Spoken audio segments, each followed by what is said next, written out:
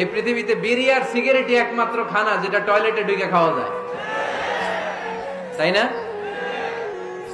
পৃথিবীতে সিগারেট আর বিড়ি একমাত্র খাবার।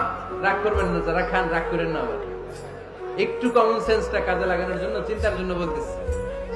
এটাই পৃথিবীর একমাত্র খাবার যেই খাবারের গায়ে এই খাবারের বদনাম লেখা থাকে, স্মোকিং কজেস ক্যান্সার। ধূমপান কর্কট রোগের কারণ, ধূমপান স্বাস্থ্যের পক্ষে ক্ষতিকারক লেখা থাকে না? আচ্ছা ধরেন ফরিদপুরে একটা কোম্পানি নতুন চানাচুর বের করছে, ওই চানাচুরের গায়ে লেখা এই চানাচুর খাওয়ার 1 ঘন্টার মধ্যে বমি শুরু হবে আর ডায়রিয়া হবে। খাবেন? কি কইবেন? তুই খা। দোকানদারে কি কইবেন? তুই খা, তোর বমি হোক, তোর 14 গোষ্ঠীর ডায়রিয়া হোক, আমি টাকা দিয়ে এগুলো কিনবো না, ঠিক কি না? কারণ এই প্রোডাক্টের গায়ে এই প্রোডাক্টের বদনাম লেখা, এটা আমরা কিনবো কেন?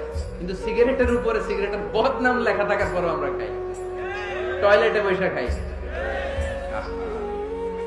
এটার মধ্যে একটা পয়জন আছে, এটাকে বলে স্লো পয়জন, নিকোটিন। এটা আপনার লাং, ফুসফুসকে শেষ করে দিবে। Slow poison. সিগারেট খাওয়া অনেকটা আত্মহত্যার শামিল।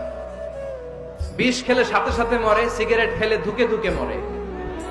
আর সিগারেট থেকে হিরোইন, গাঁজা, ফেন্সিডিল, ইয়াবা, ম্যারিজুয়ানার পথে মানুষ পথ বাড়ায়, পা বাড়ায়, তাই না? এগুলো খাবেন না। ওয়ালা তুলকু আইদিকুম ইলা তাহলুকা। নিজে নিজেকে স্বেচ্ছায় ধ্বংসের দিকে ঠেলে দিও না। জীবনটা অনেক সুন্দর, জীবনটা অনেক রঙিন। আল্লাহর দেয় জীবনটাকে উপভোগ করার দরকার আছে না নাই? এই জন্য সিগারেটকে এই ফরিদপুরের প্রোগ্রাম থেকে আমরা আজকে নো বলে দিলাম। কি বলে দিব? আওয়াজ করে সবাইকে আমরা সবাই একসাথে বলবো, সিগারেটকে কি বললাম?